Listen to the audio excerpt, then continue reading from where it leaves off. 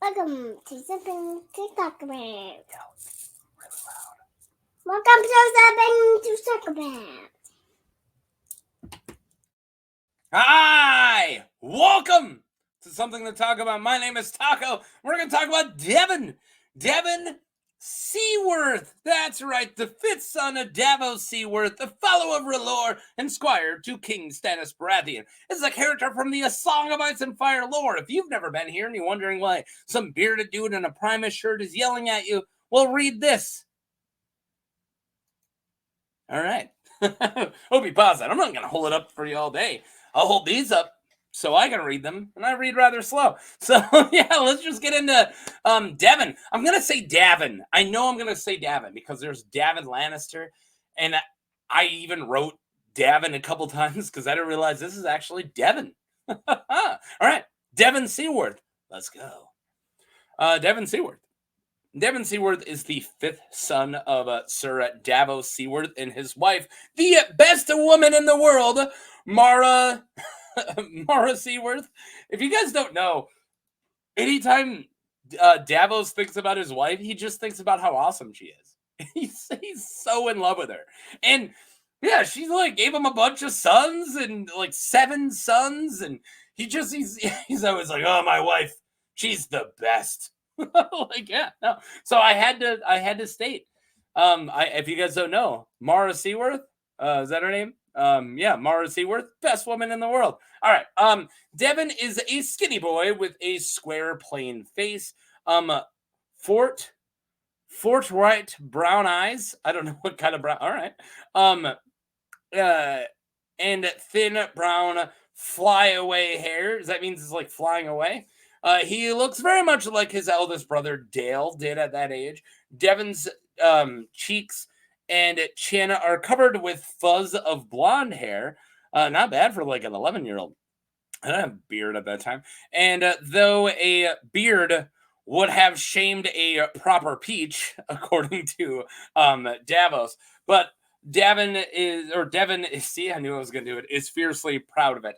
So yeah, I'm kind of jumping over all the, I think maybe I talk about it, but he becomes the eldest son because Davos loses like 4 kids at the Blackwater. So I don't know if I end up talking about that, but yeah, he absolutely does. So even though he's the 5th kid, he does eventually, once we get to the Blackwater, is the oldest.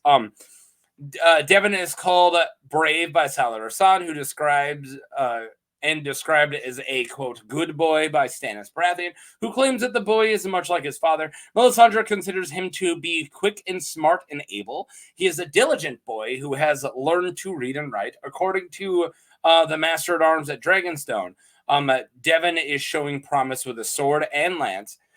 Davos is sure that Devon will be knighted in the future. Yeah, no, he's on a good path. After Stannis converts to Lord of the Light, Devon does the same and becomes a devout follower. Melisandre believes that that he fears her, but that he is half in love with her too. I think that's most men's like relationship with Melisandre. Like, she's a witch, a hot witch.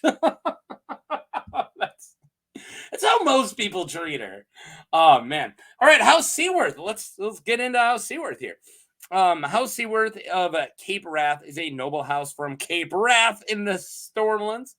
They blaze in the house with a ship on pale green background with a onion on a sail. Although their keep is at the Stormlands, they are sworn not to House Baratheon of the Storm's End, but to House Baratheon of Dragonstone.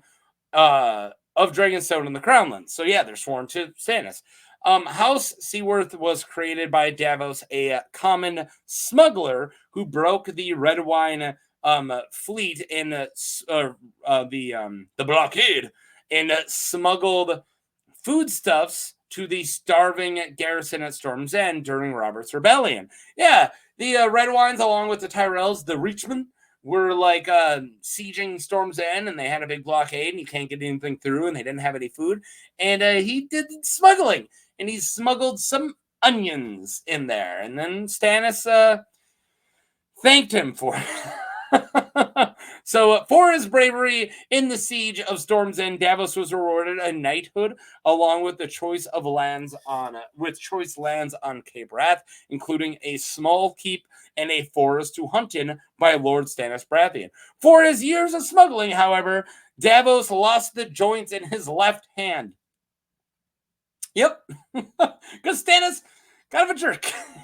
I'm gonna knight you and give you some lands after you give me those fingers. What? Yeah, I'm chopping your fingers off. What? But I'm being rewarded. You're being rewarded for smuggling, but you're being punished for smuggling. Shut up! I'm Stannis. Do with it. That's what Stannis said. The Squire. Devon is present along with Melisandre's burning of Dragonstone's Sept statues of the Seven. He equips King Stannis Baratheon with a padded glove so that he may draw the sword Lightbringer. That's why he's holding a padded glove in this art here. Just in case you're wondering why he's got a mitten. That's why, because Lightbringer is going to be pretty hot. From the, quote, the mother's breast. After the ceremony, because it was a statue of the aspect of the Seven named the Mother, they had the sword stabbed into whenever they lit everything on fire. And she's like, Nisa. Come on, guys, keep up here. After the ceremony, Devon and his fellow squire, Brian Faring, collect Lightbringer. Davos tells his sons Dale and Allard that Devon handled himself well. See? That's good. He's a cool boy. He's a cool guy. Devon tries to wake Stannis the morning of the battle with his brother Renly Baratheon at Storm's End, but he cannot. He sees Stannis thrash and cry out while dreaming. Yeah, because Stannis is having a dream of becoming a shadow baby and killing his own brother. I would be tossing and turning too. I don't really need that excuse to toss and turn. I don't really sleep too well. I'm sure you guys could tell by my overall demeanor, but this isn't somebody who sleeps healthy. And and I don't even dream about shadow assassins. I just can't sleep well. Man, I wish I got to do a couple of shadow assassins. It would make being sleep deprived worth it. I'm not saying I want to assassinate anybody. I'm just saying it's better than just tossing and turning. All right, Devon attends. Oh, wow. Devon attends Stannis as a squire when he attacks King's Landing during the Battle of the Blackwater. This is also the battle that all of his brothers die. Well, 4 of them. Devon takes great pride in being a squire of King Stannis Baratheon. As the royal squire, Devon dresses the squire in squire's raiment and a cream-colored doublet with Stannis's sigil sword into the breast. Davos feels Devon looked splendid in his raiment. Devon also wears Baratheon gold and black with a flaming heart of R'hllor sewn above his own heart. Yeah, so that's it. He's a squire. He's gonna go do some Blackfire squiring. Devon the Brave, surviving the Blackwater via a rock. Davos remembers his 4 sons who died during the battle. Oh no. And worries that Devon may have been killed as well, because he doesn't know yet. He's on a rock. After he is found, Davos asks Salladhor Saan if Dale and Allard have managed to escape the destruction of the battle. Salladhor tells him no, but he comforts him with the news that Devon is safe and reports on his bravery. See? Salladhor thinks he's brave. Why is he only asking about Dale and I already wrote it. I don't have their names memorized. Dale and Allard when another son died because 4 sons died. Because the other sons were with Davos. That's why. So yeah. Where was I? Salladhor tells him no. Okay. I might have that wrong. I haven't reread that for a while. I probably should have had more about his brothers in here, but that's not what I was going to talk about the most. According to Sally San, Devon bravely stayed by Stannis' side throughout the battle. When the battle turned against Stannis and he retreated, Devon is one of the Baratheon men that were taken by Sans Lysini galleys, so escaped with Salladhor Saan's men. So, yeah. So Devon lived. Good, because I got more to talk about. So, lessons on Dragonstone. That's a picture of Maester Pylos there. At Dragonstone, Devon continues his lessons with Maester Pylos. It's a maester. Alongside Princess Shireen Baratheon, that's Stannis' daughter, and Edric Storm, the bastard son of the late King Robert. Davos once interrupted a lesson, that's the chapter we were talking about, on the day that Davy and Stannis learned about the Red Wedding. He found Patchface dancing outside of Pylos' chamber as the three kids were finishing a lesson. Davos was proud of Devon's skills in reading and how he will be a really good lord one day, right? Good morrow, father, Devon said as his dad entered the room. Though Devon was the oldest at the table, Edric Storm was the tallest. He had like 3 inches on him. Yeah, because he's son of Robert, man. The seed is strong and big. The lesson was on King Darren I, the young dragon, if you will. Devon claimed he worshipped false gods, but was a great king otherwise, and a very brave in battle. Edric also agreed, but then he said that Robert was cooler and stuff. He's like, yeah, but not as cool as my dad. Edric then tells them the story of the battles at Summerhall. Then the kids leave so Davos can have his own reading lesson. Hey, you nerds, can you leave so I can read? I'm an adult. And then Pylos gives him a reading lesson. All right, going north. Davos finds himself thinking about Marya and their 2 sons almost every day, and part of him wishes that he could take Devon and go home. He's like, I just wish I can go home. Davos, with the help of the other king's men, smuggle out Edric Storm away in order to prevent him from being sacrificed by Mel and Stanny. He thinks that if he survives telling Stannis that he has helped Edric Storm escape, he will then return to Cape Wrath with Devon and raise his living sons to be good men and speak no more of kings. Yeah, I've had enough of this whole king stuff and war stuff and these stars and the Star Wars, all these wars and the stars. I've had enough of it. Wait, what am I talking about? Thanks to Davy's reading, see, he knows how to read now. He convinces Stannis to head north to help the Night's Watch with the attack from the wildlings, and then eventually the others. When Stannis Baratheon goes north to the Wall, Devon as his squire accompanies him as part of the retinue at Castle Black. Later on, in White Harbor, see, a lot of Devon's stuff is just Davos thinking about him. Later on in White Harbor now, Davos thinks about when he was, when the war is over, that Stannis sits the Iron Throne and has no more need of him. He will take his sons, Devon, Steph, and Little Stanny, to travel east to go see the wonders of the world.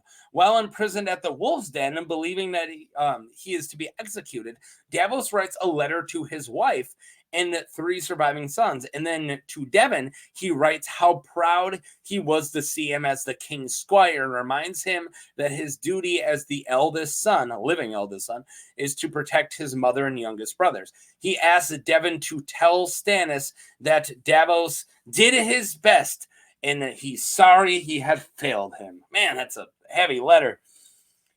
Hey, look, my dad wrote me. Oh, man, it's all sad. Thanks for telling me I look at my Raymonds. Left behind. Yeah. At Castle Black, Devon attends King Stannis as his squire, and he attempts to summon Jon Snow to the king's chambers, but when Ghost sniffs him, he freezes in fear until Jon commands a direwolf to leave him alone. Yeah. It's like, hey, can you go wake up the Lord Commander and get him down here? Stannis said. And he's like, okay, I'll try, And then he knocks on the door. Hey, Jon Snow. And then Ghost is like, and he goes, and then Jon's like, Ghost, leave him alone. The king wants you, bye.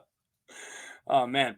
When Stannis marches south to face the Boltons, Devon's fellow squire, Brian, Faring, travels with him. However, Devon remains at Castle Black to attend to Melisandre. Melisandre is in her chambers looking into fire and trying to receive her visions. When Devon asks her what she sees, she replies her usual answer, much and more. But really, she ain't seeing squat. She does not let him know how difficult it is, nor how much pain she endures to try to see these things, or for fear of letting others know that this task is not as simple as she lets on. She's like, oh, I'm just looking into the fire. It's cool. But really, she's like, my eyes hurt just staring into this fire. I ain't seeing crap. And then every once in a while, she's like, was that snow? Did I see snow? What am I looking at here? What do you see? Everything. I see everything. Shut up, Devon. All right. Devon is unhappy to be left behind, and Melisandre thinks that the boy may believe he is being punished for some mistakes, but mistakes he or his father may have made. In truth, Melisandre requested that Stannis leave Devon with her because it would be safer, and she does not wish Davos to lose any more sons. That's like a really sweet thing we learned about Melisandre. So most of that last card was from her chapter. She has a chapter. She's a POV character. And yeah, we learned that really sweet, like, he probably thinks it's like, oh, Davos, my dad did something, or I did something, and that's why I can't march off to fight at Winterfell and lift this big siege. That's why I'm being punished and being left here with Melisandre. But really, Melisandre requested it because she's like, dude, like, Davos already lost 4 sons. So it's like this really sweet human thing for Mel, which we don't get to see too much. Mostly because she doesn't want you to see sweet human parts. Sweet human aspects. Why did I say parts? Sweet human aspects of her personality. That was weird. All right, that's all we got for his story. So, did I get any theories for him? No, not much. I couldn't find any actual theories for Devon. I found one Reddit post by a Turbulent Wave 51 on Reddit asking if Devon, see, I keep doing it, was the best choice of squire for Stannis. Yeah, it's like, why would he be his squire? It's like, well, because, like, you know, because Stannis really likes Davos and he wanted to honor his family. It's pretty simple. Besides that, I really just did this. I really just dig this little dude, and I love the Seaworth family. Yeah, I think I was just going through the books again, and I was like, Devon seems cool. Like, he's a squire for Stannis, and that's all I need. So yeah, not too much for him, but I do love the Seaworth family, and I love Davos, and yeah, Devon does seem like he's on his way to be like a really decent lord. Like, if fighting prowess is important to you, it seems like he's got fighting prowess. He seems really educated. His devotion to Lore might not help him in the long run, but it helps him now. So he actually knows how to be making the right political choices, being at Stannis' court. Also, watching a king, even though it's one as salty and stony as Stannis, watching king's courts really help you later on. Yeah, I think if Devon makes it, I sure hope Devon makes it. I think if Devon makes it, he's going to be a pretty solid Lord Seaworth. But yeah, that's all I got. What'd you guys think of Devon? How many times did I say Devon? Probably a lot. Thank you guys for watching. Do all the YouTube stuff, and check out all my other videos. I got a ton. Got a ton of A Song of Ice and Fire characters, both small ones that didn't make it into the show and medium-sized ones who did make it into the show, and I compare them. So, yeah, that's all I got. You guys have a good one. Peace.